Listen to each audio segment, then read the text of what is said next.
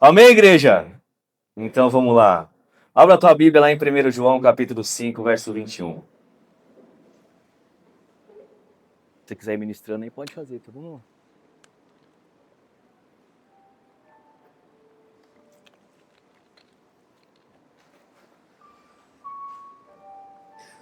Amém. Antes de nós orarmos, vamos ler o versículo base que já foi ministrado no culto passado.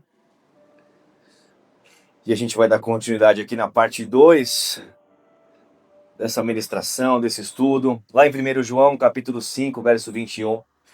Assim diz o texto: Filhinhos, guardem-se dos ídolos. Amém? Repete comigo. Filhinhos, guardem-se dos ídolos.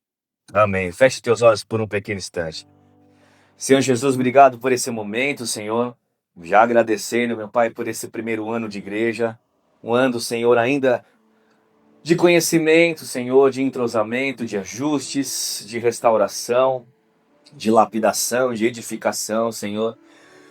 E agradecendo por essa nova plataforma, meu Pai, que o Senhor tem colocado no nosso coração para esse ano de 2026. Obrigado, Jesus.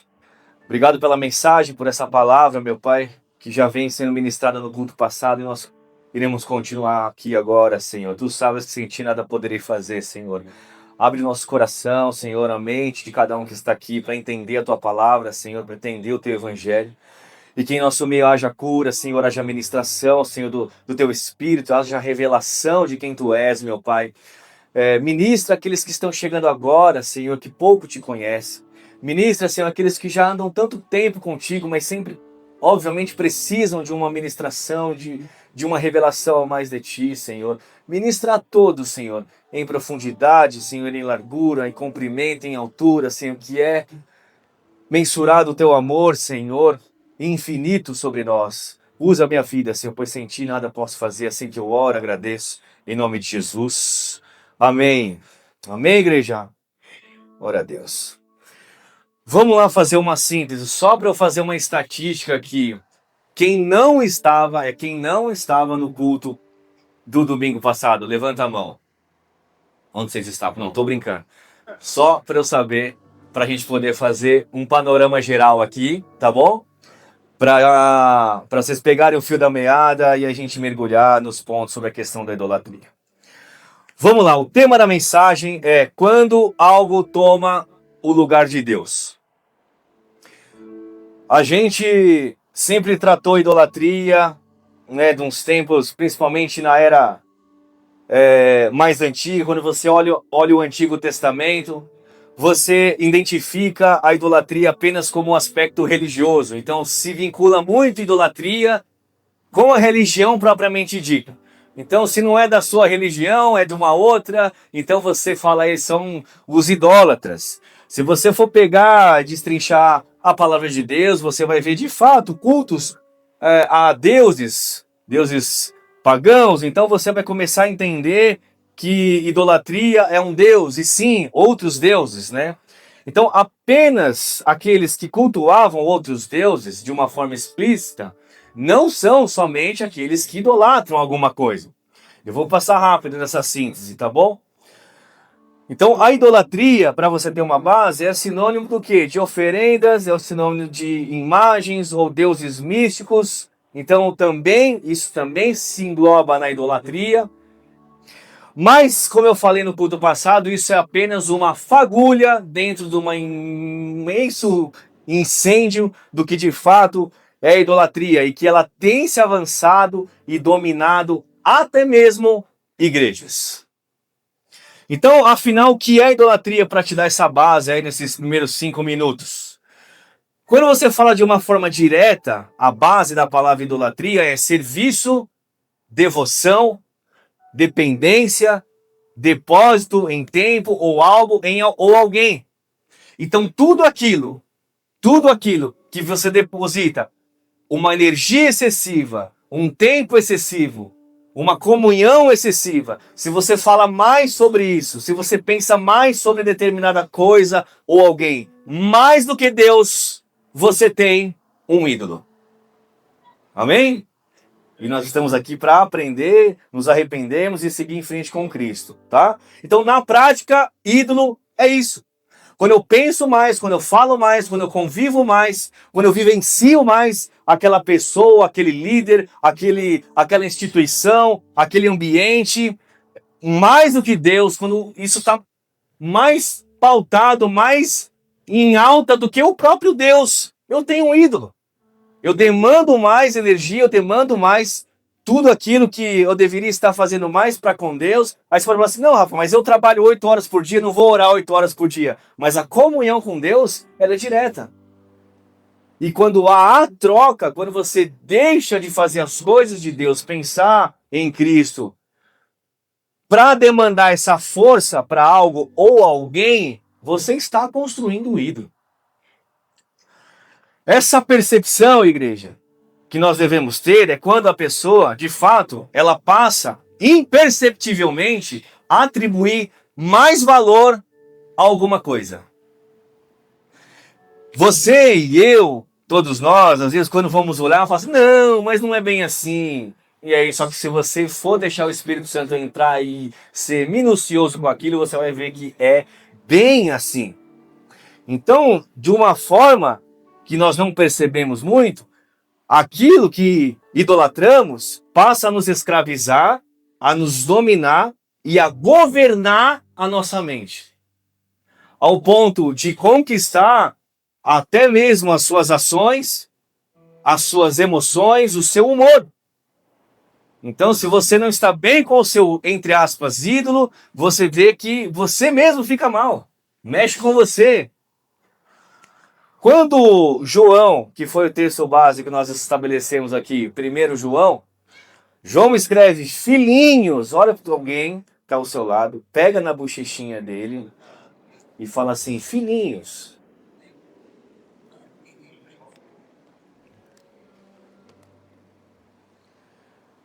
Quando João fala filhinhos, guardem-se dos ídolos. Filhinhos, quando João fala, nós ministramos isso no outro culto, é uma forma assim do carinho, né? A paternidade é um negócio que foi um pouco distorcido quando você fala da paternidade espiritual. Não é isso que nós vamos determinar aqui, mas não há sombra de dúvida que quando você está responsável por um grupo, por uma igreja, você tem um carinho. Então, tenho por mim que João trouxe essa nomenclatura, filhinhos, tanto como filhinhos do próprio Deus, mas também como um carinho especial. Ele escreve isso lá na Ásia Menor, que brigava ali por uma cultura politeísta ali, com os deuses pagãos ali, e principalmente a adoração ao imperador de Roma. Então ele está dando um alerta, mesmo porque era uma igreja em crescimento, em ascensão, então você tinha muita mistura, os próprios judeus com os gentios, novos convertidos, então você tinha, de fato, uma, de certa tentativa das pessoas manterem a sua cultura, manterem o seu padrão, manterem as suas ideias, mas colocar Jesus dentro, que é o que muitas pessoas fazem. Então, só para entender o contexto, o que João está enfrentando aqui? Culto a outros deuses greco-romanos, cultura do imperador de Roma, está enfrentando os próprios falsos mestres, as heresias contra Jesus, mesmo porque havia grupos aqui que não reconheciam nem mesmo a ressurreição, eles entendiam Jesus como alguém que cumpriu uma missão, mas eles não acreditavam na ressurreição, então estavam virando as histórias, as ideologias, os próprios deuses, estavam virando ídolos. Então, João traz esse alerta, filhinhos, guardem-se dos ídolos. Então João entende que um Deus distorcido gera uma forma de você criar ídolos. Amém?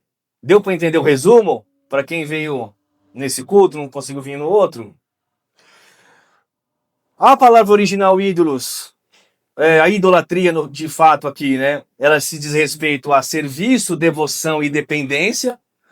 Então você imperceptivelmente passa a depender de alguma coisa, depender de alguém, você gera uma devoção àquilo, você demanda de fato essa energia. E para resumir aqui essa introdução, Êxodo capítulo 20, por exemplo, verso 3, diz assim: não tenham outros deuses além de mim, não se curvem diante deles, nem os adorem. Tem uma sequência aqui do Antigo Testamento, mas eu vou falar só um e um do Novo. Quando Paulo, por exemplo, em sua carta aos Colossenses, fala assim: a ganância é idolatria. De uma outra forma, ele lá em 1 Coríntios capítulo 10, verso 14, ele fala assim, ó, fujam da idolatria. Então você já entendeu que de fato a idolatria vem tentando dominar o lugar de Deus. Obviamente não de uma forma conclusiva, mas nós citamos 8 ídolos contemporâneos. No culto passado falamos 4, e hoje vamos falar mais 4 e a conclusão, amém? O que nós falamos no culto passado? Um primeiro ídolo, e é lógico que isso aqui não finaliza, que não se conclui, tá? Nós colocamos como referência esses 8 pontos aqui.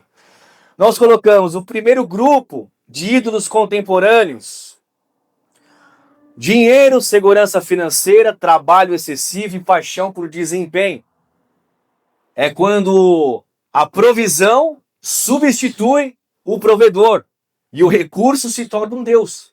Então você vai ver homens, mulheres, pessoas se debruçando no trabalho com alta performance, com um senso de pertencimento, de desempenho mesmo. Então o trabalho, que era para ser um meio, uma ferramenta, passa a ser um Deus, passa a ser um ídolo. O dinheiro passa a ser um Deus. Então ele deixa de ser essa ferramenta e aos poucos o coração passa a medir a própria dignidade de produtividade pelos resultados de desempenho profissional. Então você vai ver pessoas que começam trabalhando um pouco, vão exagerando, e aos poucos ela está trocando o relacionamento com Deus, o relacionamento com a esposa, o relacionamento com os filhos, pelo trabalho, pela alta performance, pela busca pelo recurso. E nós falamos aqui, o trabalho deve ser a expressão de um propósito, amém? E não de um Senhor, de um Deus. Só um parênteses aqui, eu aconselho todos vocês, principalmente quem não conseguiu vir no culto passado, a assistir essa ministração na íntegra lá no YouTube, tá bom? Lá na página da Igreja Ser vai ter a primeira parte e você vai entender com mais detalhes esses pontos. Outro ídolo que nós citamos, controle, domínio e amor pela reputação. Esse é um ídolo gigantesco que nós temos visto. Então pessoas que querem ter o controle, querem ter o domínio, pessoas que lutam pela autorreputação, então o desejo excessivo pelo controle e pelo reconhecimento. Isso faz o quê? Revela a dificuldade de confiar em Deus, de colocar Deus em primeiro lugar. Então o eu assume o centro e a autossuficiência se torna um ídolo. Isso acontece pela experiência, pelo know-how, pela capacitação, e isso é um ídolo. Amém? O terceiro que nós falamos aqui, política, ideologias e militância. Me aprofundei um pouco no culto passado sobre isso. É quando a ideologia passa a ter mais zelo e mais defesa, mais paixão do que o próprio reino de Deus, igreja. E nós temos visto isso de uma forma destruidora. Então o problema que nós abordamos aqui não é o posicionamento político que você precisa ter.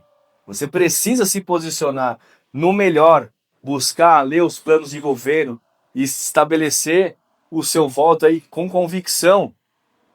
Mas não pode substituir o senhorio de Cristo. O ativismo humano, ele tem que se diminuir. Amém, igreja?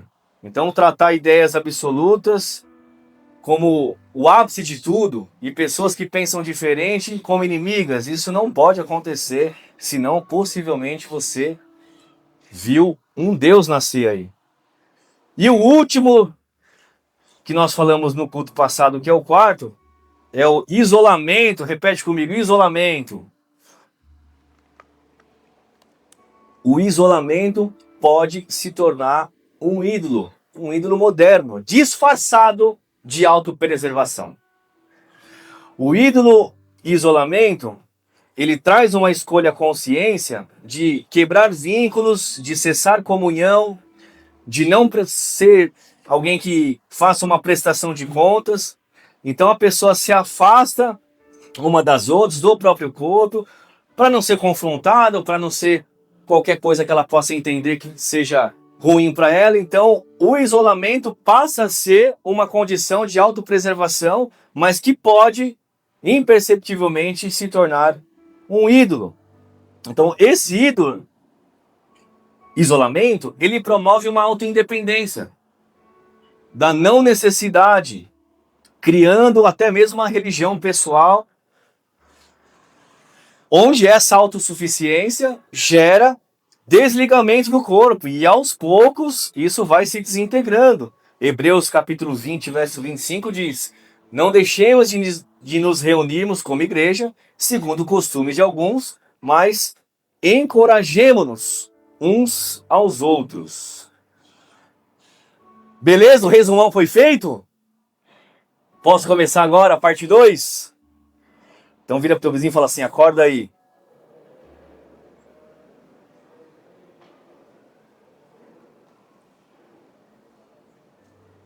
Quinto dos 8. Os ídolos líderes, homens e mulheres que se tornam deuses. Amém? Vamos lá. De tudo que nós falamos, embora todos eles conjugam um com o outro, falamos do recurso, falamos do trabalho, falamos do isolamento, falamos dessa autossuficiente, falamos da política, falamos do controle, domínio excessivo. Agora estamos falando de ídolos que são homens e mulheres que se tornam ídolos. Isso já vem, igreja amada, desde a era antiga. Se você for pensar no próprio nascimento dos reis, da era dos reis, quando você vê lá no Antigo Testamento, pós-Pentateuco, você vai ver a era dos juízes e a necessidade do ser humano, do homem, no sentido do ser humano, de ter alguém, de ter um líder. É tanto que Deus, em determinados momentos, ministra através dos profetas, obviamente, que Deus usa homens e mulheres. Mas o problema não é esse, o problema é quando eles viram deuses. Quando um líder ocupa o lugar que pertence somente a Deus, a fé se torna dependente de pessoas. Então você vai ver, igreja, no decorrer da própria palavra de Deus, a tentativa do homem de sempre construir um imperador, sempre de colocar um homem, sempre de colocar alguém, sempre de colocar de fato uma liderança. Embora elas são necessárias, são pontuais e são estabelecidas por Deus, mas não podem se tornar ídolos. Vozes humanas, igrejas, passam a ser um peso maior do que a própria palavra de Deus. Pessoas começam a ficar mais sensíveis à voz de um homem do que o próprio sussurro de Deus. Só que o problema que se enfrenta aqui, igreja, é o degrau da decepção. Porque por mais que você possa idolatrar um homem, uma mulher, um líder, uma hora ou outra a diferença vai aparecer. Uma hora ou outra o erro pode aparecer. Isso em todos os aspectos. Uma hora ou outra o erro da sua esposa pode acontecer. Uma hora ou outra só. Toda hora o erro do homem vai aparecer. Não sei se vocês entenderam o trocadilho. Então, uma hora ou outra, assim, uma esporádica, a mulher vai errar. E de uma forma sistêmica, o homem vai errar. Então tem que haver perdão mútuo. Amém, igreja? Ó, grito da libertação. Amém! Então, líderes religiosos são altamente idolatrados hoje, igreja. Se não é o pastor X, se não é a banda Y, se vocês não vierem tocar aqui mais, eu nem venho mais assistir o louvor, hein, meu? Deixa eu fazer uma pergunta. O segredo é só colocar a mão aqui, assim, ó, que já dá certo? Deixa eu fazer aqui, dá um Lá maior sustenido em Ré aí, alto. Amada igreja, se não for determinada pessoa, se não for determinado homem, se não for determinada administração, parece que não funciona. Guarda essa frase que eu vou falar com todo o meu amor. Todo líder é um instrumento e não fonte. Amém? Eu sei que vocês gostam de repetir, então eu vou fazer isso. Repete comigo. Todo líder é um instrumento e não fonte. A fonte é Cristo. Não precisava essa, mas foi bom repetir essa parte. A fonte é Cristo. Todo líder tem a fonte, então não é o líder é um instrumento, é um meio, é uma ferramenta. Que pode ser ele, ou pode ser numa fila de um... Hoje não tem muita fila no banco, né? Esses exemplos já vai entregando, né? Mas uma fila, em qualquer lugar, num Uber, alguma coisa que você for fazer, Deus pode usar tudo e todos, e qualquer coisa a qualquer momento. Mas também não vai ser aquilo. Aquilo pode ser um meio, a fonte, o instrumento. Então todo líder é um instrumento e não fonte. E aí você pode sim ir na fonte através momentaneamente de um líder, de uma administração, de um aconselhamento. Mas você também tem que ir diretamente na fonte, igreja. Então, quando a confiança é transferida do Senhor para as pessoas, nasce ali uma idolatria muito frágil, que sempre termina em frustração. Até Jesus, num sentido ruim, homens tentaram colocar ele como um ídolo. Porque qual que era a ideia do povo? Que Jesus derrubasse Roma e se tornasse um rei ali e destruísse todo mundo. Só que ele não veio com esse propósito. Ou um propósito muito diferente. Então todos tentaram colocar Jesus como um ídolo nesse sentido. Porque a construção do ídolo é uma tentativa nossa de suprir a nossa própria vontade. Só que Jesus veio de fato para morrer por nós na cruz e cumprir o ministério dele, o departamento dele ali. Nós até lemos, quando nós falamos sobre a idolatria política, lá em João capítulo 18, verso 36, o que nós falamos lá? João 18, 36. Disse Jesus, o meu reino não é desse mundo. Se fosse, os meus servos lutariam para impedir que os judeus me prendessem. Mas agora, o meu reino não é daqui. Então, ele mesmo está falando, olha, essa resolução que vocês querem fazer, isso é uma ideia de vocês estão construindo essa ideia. A ideia não é essa.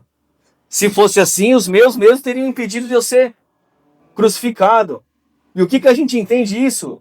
Nesse ponto sobre homens ídolos. Porque a gente começa a seguir ídolos segundo aquilo que a gente quer escutar. E sabe por que isso está tão alto hoje? Porque eu quero para ser uma ferramenta, a mídia, o YouTube, enfim, a propagação aí de homens que ganham muito espaço na mídia. O problema é que você começa a montar a sua própria pregação, seguindo só quem você gosta, escutando só palavras que você acha legal. E quando alguém fala o que você quer escutar, esse cara ficou top.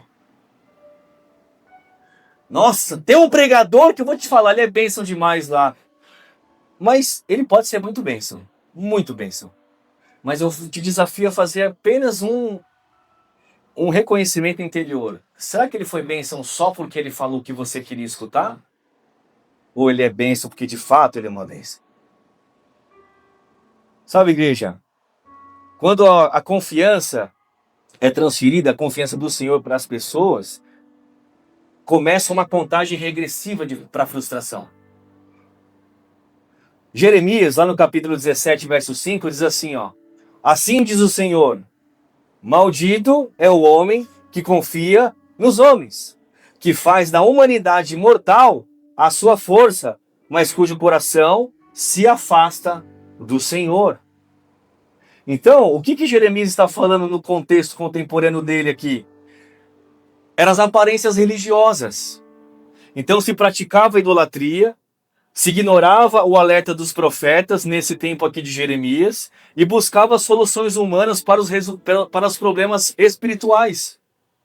Jeremias aqui, igreja, nesse versículo, quando ele fala maldito é o homem que confia no homem, é porque ele começa a enxergar que as relações humanas e as lideranças estavam substituindo a confiança em Deus. Quem está comigo aqui dando glória a Deus? Então Judá, na época, tentava proteger-se da Babilônia, fazendo alianças com o Egito e com outras nações, sendo que era totalmente o contrário daquilo que Deus estava querendo. Então eles enxergavam uma fragilidade e, em vez de buscar o próprio Deus e escutar os verdadeiros profetas, eles tentavam fazer aliança com o Egito e com outras nações, procurando homens, procurando nações, procurando outros líderes. Por que isso? Porque eles acreditavam que os exércitos, as estratégias, os acordos diplomáticos iriam garantir a segurança deles.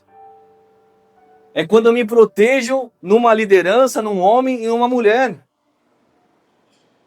Vira pro teu vizinho e fala, cuidado. Paralelo isso, o ponto 5 já emenda aqui no ponto 6.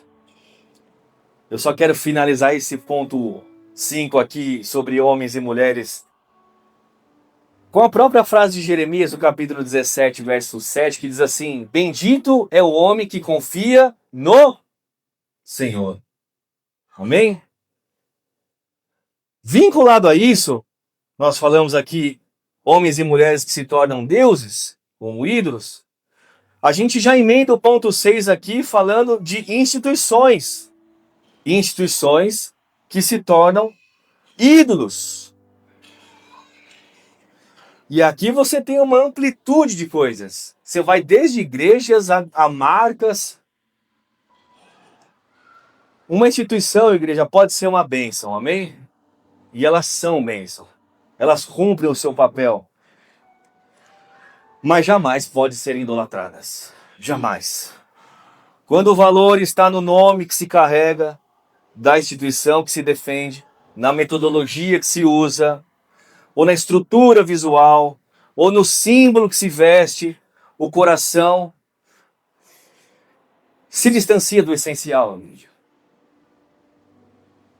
Como eu disse, essas coisas acontecem de uma forma imperceptível.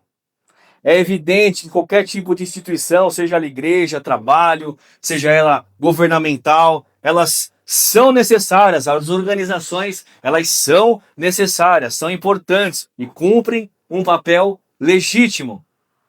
Só que a defesa dessa estrutura, de uma forma até inconsequente, faz com que você deixe de lado a própria devoção a Deus. A idolatria começa a ficar tão forte quando você está defendendo instituições, igreja, que você passa até a colaborar de uma forma paralela com erros e falhas, com mentiras e roubos. A fé, meus amados, ela deixa de ser cristocêntrica quando eu coloco a instituição acima do plano original de Deus. Vocês estão aqui mesmo ou não? No culto passado eu falei que não seria uma mensagem assim com uma atmosfera tão interessante. Mas é importante a gente tomar uns chacoalhos assim de Deus, amém? Então tá bom.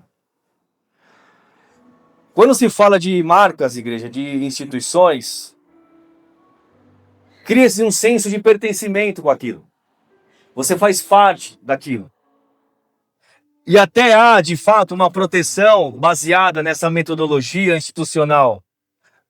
Só que, de fato, isso passa a construir uma barreira tão forte entre você e o relacionamento com Cristo que passa a ser desapercebido. O grande grito de Jesus através de um homem chamado João, lá em Apocalipse, quando ele escreve a carta à igreja de Laodiceia, a 7ª carta, a última carta, diz respeito a isso. Passou-se desapercebido. Aquela instituição estabelecida por Deus, chamada igreja, ficou tão distante do propósito que o final do texto Jesus diz assim: eis que estou à porta e bato. Aquele que abrir, eu entrarei e cearei. A pergunta que eu faço para vocês, a resposta é do lado de fora. Combinado? A pergunta que eu faço para vocês é: quem está batendo na porta está onde? E quer entrar? Está do lado de fora. Então você fala assim: peraí, Jesus descreve uma igreja e no final de tudo ele fala quem está de fora. E quem está dentro? Quem está ministrando?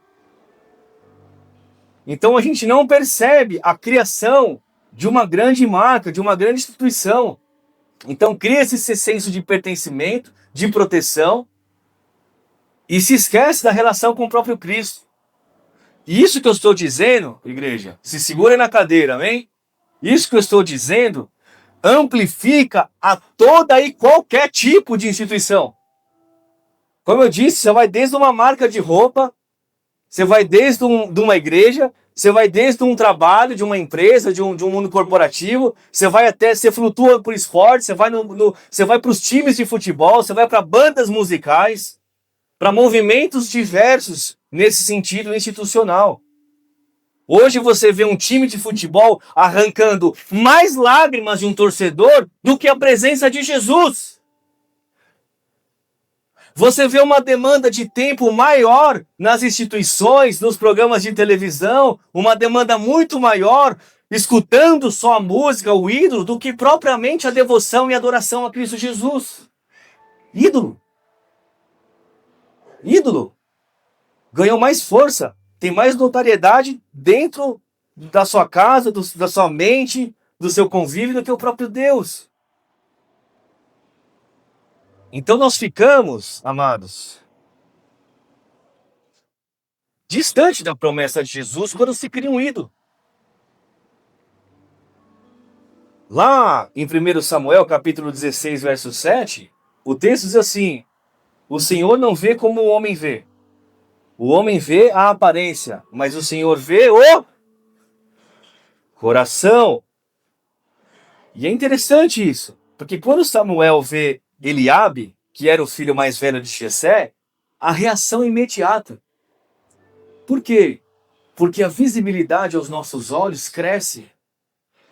Então, o texto diz lá em 1 Samuel capítulo 16, verso 6, ele diz assim, ó: certamente está diante do Senhor o seu ungido. Só que como que Deus falou? O Senhor vê, não como o homem vê. O homem vê a aparência, mas o Senhor vê o coração. Eliabe provavelmente estava analisando só a estrutura, a postura, a força.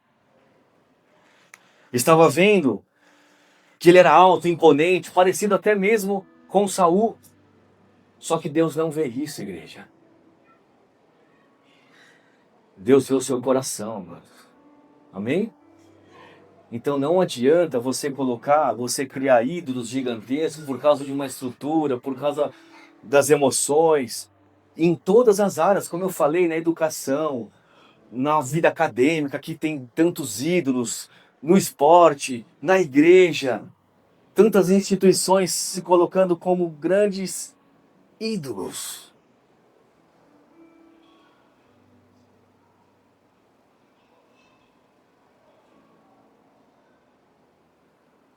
O sétimo, igreja, não mais nem menos importante, e a gente encaminha aqui para o final, diga: tecnologia e redes sociais. Quando tu que teu vídeo e fala assim: agora é com você.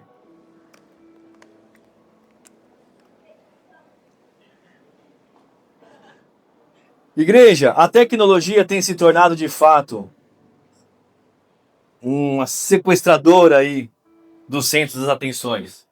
Amplificando, não que nós estamos aqui, tudo que foi falado aqui não é endemonizado, amém? A política é necessária, a instituição é necessária, o dinheiro é necessário, tudo que nós falamos aqui faz parte, é necessário, é tudo um meio, mas não pode se tornar ídolo. Então a tecnologia se torna ídolo quando sequestra esse centro da atenção. Então a rede social sequestra quando o humor é roubado, quando substitui o relacionamento com o próprio Deus. Então essa hiperconexão extrema tem gerado uma desconexão com o próprio Deus. Pessoas têm se autovalidado pelas curtidas, pelos comentários, pelo movimento da internet, pelas notícias manipuladas. E aí o tempo de comunhão com Deus, o tempo de comunhão com a igreja, o tempo de comunhão com o Espírito tem ficado em segundo plano. Se isso acontece, você tem um Deus chamado rede social. E é a partir desse ídolo, igreja, que nasce uma vida de mentira e de engano. Porque o desdobramento do ídolo rede social desdobra uma vida de mentira. Porque tudo está linkado àquele senso do pertencimento. Então, é uma moda, é um movimento, então você vai querer se posicionar daquela maneira, você vai querer imitar alguém, você vai querer tracionar aquela ideia, porque compartilha, porque dá curtidas, etc, etc. Então as pessoas começam a construir a sua vida, não no de fato que tem que acontecer, mas no que está no hype do negócio. Então, a partir desse ídolo, nasce uma vida de engano. Nasce uma vida de vitrine. Uma visibilidade falsa e distorcida. E a gente tem visto o quão isso tem deturpado o próprio conceito de igreja. Efésios capítulo 5, verso 15, o texto lá é claro quando Paulo fala assim: tenham cuidado com a maneira como vocês vivem. Que não seja como os insensatos, mas como os sábios. A nossa maneira de viver, igreja, está muito mais importante do que qualquer tipo de metodologia, de cenário, de vitrine de rede social, manos. Eu não sou contra a rede social, eu posto os vídeos lá, coloco lá coisas da minha família. Só que fica um alerta aqui, amém, amados? Para isso não se tornar um Deus na sua vida. Para isso não se tornar um ídolo na sua vida. Para isso não ser o motivo ao qual você vai sorrir ou chorar. Para isso que não seja o motivo ao qual você vai propagar alguma coisa. Quando você tem uma vida enganosa e procura propagar, não que você precisa ficar compartilhando as coisas ruins também, tá bom? Porque também as coisas ruins viram ídolo. É verdade. Se você for ver, o que mais dá engajamento aí são coisas ruins. Infelizmente. Mas a vida de mídia, a vida tecnológica e a vida de mídia, de rede social, tem de fato se tornado um ídolo porque ela consegue, de certa forma, esconder uma realidade e propagar algo que eu não sou. Então começo a viver uma vida de mentira e de engano. E isso vai criar um vazio tão grande, porque ninguém consegue sustentar uma vida mentirosa. Ninguém consegue sustentar uma estrutura dessa. Por isso que Paulo fala em Efésios, tenham cuidado com a maneira como você vive. Que não seja como os insensatos, mas viva de uma maneira sábia. Continue usando sua rede social, amém? Continue propagando, continue publicando suas frases, continue vivendo ali, só que não pode se tornar um Deus. E um último ídolo, igreja, é o ídolo chamado conforto e prazer. Esse é um ídolo moderno também.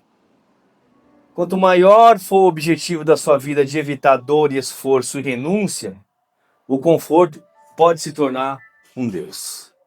Amém? O evangelho, igreja, ele passa a ser adaptado hoje, nessa modernidade, para não confrontar. Então, é natural você escutar mensagens apenas de conforto, de afago, de acolhimento, e elas são importantes nos momentos pontuais. Só que quando o evangelho ele passa a ser somente confortável e prazeroso, a cruz é substituída pela conveniência. Então as pregações elas não são já mais baseadas na cruz, mas pela conveniência para com o povo. Foi isso que aconteceu lá com Arão, quando ele constrói o bezerro de ouro. Houve um murmúrio, houve um movimento, havia uma falta ali para com as pessoas. Cadê Moisés? O que está acontecendo? Então se cria um Deus, se cria um bezerro de ouro para trazer o quê? Conveniência ao povo. Então Jesus nunca prometeu um conforto absoluto, mas ele prometeu transformação e proteção aos seus.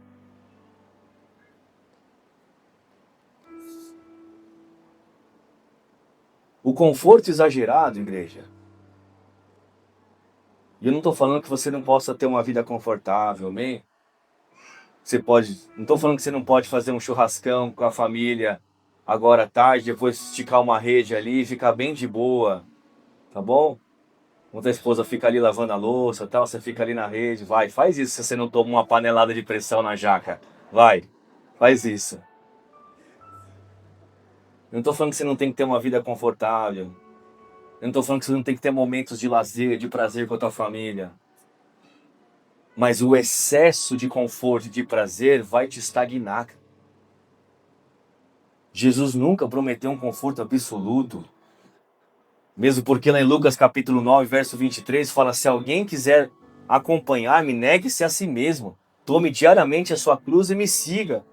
Então negar a si mesmo é abrir mão do controle, do ego, das próprias vontades, do centro de vida. E isso gera uma instabilidade. Porque Cristo está no comando. Então te tira do controle. Agora, se você procura só a zona de conforto, se você procura só o movimentar o menos possível, se você procura só aquilo que te dá prazer, possivelmente você está correndo risco até de vida. Que até mesmo a sua qualidade de vida como corpo, como físico, como saúde, não pode ficar numa zona de conforto. Cutuca o teu vizinho aí e fala assim, ó, vamos mexer?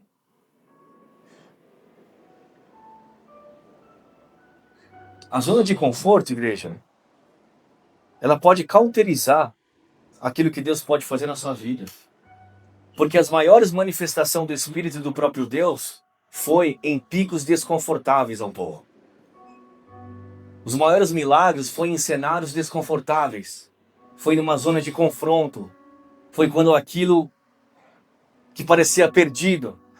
Foi quando uma guerra que parecia perdida. Foi como algo que não conseguiria vencer. Foi numa saúde descompensada. Foi ali que Deus agiu. Então tomar a cruz e diariamente, quando o verso aqui em Lucas diz, é aceitar o custo de desconforto e as consequências de viver os valores do reino. Tem uma coisa para te falar, meu amado. Viver os valores do reino tem consequências excelentes, eternas, mas tem consequências duras e difíceis nesse mundo aqui. Então o que a gente entende quando se fala, no contexto geral, de ídolos? Os ídolos contemporâneos não podem ter esse culto, eles não têm, na verdade, um culto explícito.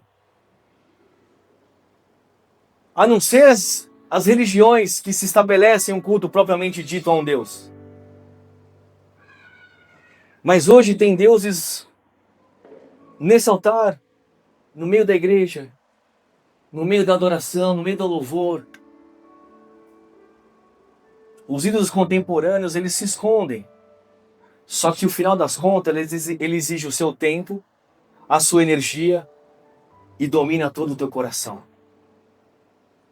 E aquilo que deveria ser ocupado absolutamente por Deus, mesmo parecendo bom e prazeroso, olha os caras aqui. Agora que esse microfone eu posso cantar. Mesmo parecendo prazeroso, mesmo parecendo bom, o final de toda idolatria é o governo sobre você. O final de toda idolatria é para te governar. Desde lá de cima, do dinheiro, do trabalho, desde lá da política, desde o isolamento, desde tudo que nós fomos falando. Desde a própria instituição, desde os homens que são ídolos, desde a tecnologia da rede social, desde o conforto e do prazer. Só que o que fala a grande oração de Jesus? A oração referência?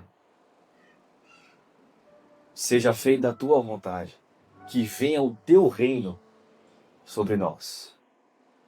Amém, igrejinha? Para vocês terem uma ideia, eu precisaria ter falado também o que leva uma pessoa a criar um ídolo e a conclusão, como se livrar da idolatria. Posso falar só como se livrar da idolatria? Amém? No máximo até 1h30, 15 para as 2 da tarde. Não vai passar disso. Pode ser ou não?